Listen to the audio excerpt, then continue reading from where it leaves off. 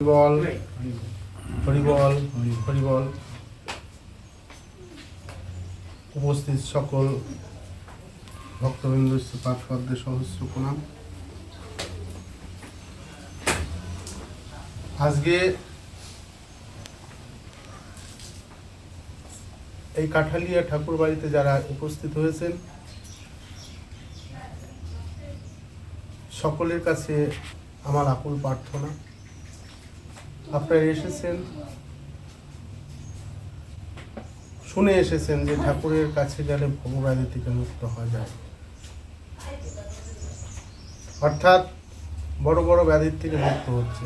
কিন্তু আপনাদের ভক্তির দ্বারা আপনারা মুক্ত হবেন। আমার কৃপা, ঠাকুরের কৃপা, আমার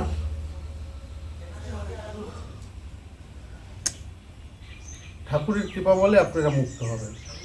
আমার প্রচেষ্টা থাকবে যে ঠাকুর অন্যায় এসেছে, আজকে তুমি তাদের মুক্ত করো। যারাই আসুন না কেন আমি সকলের কাছে বলবো যে আপনারা ঠাকুরকে ডাকুন, ঠাকুরকে স্মরণ করুন। ঠাকুরকে স্মরণ করলে আপনারা মুক্ত হতে পারবেন।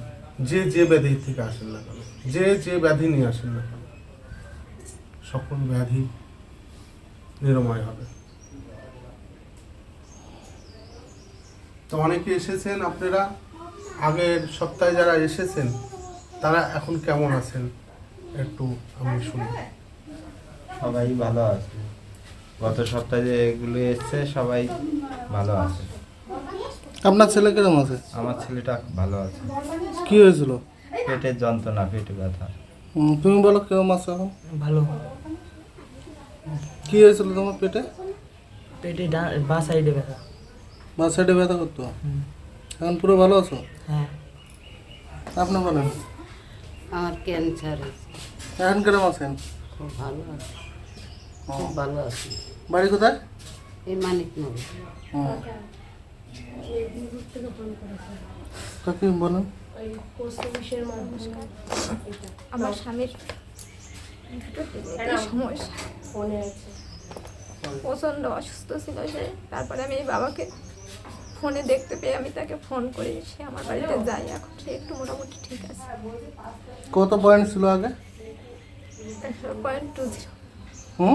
11.20। এখন কত আছে?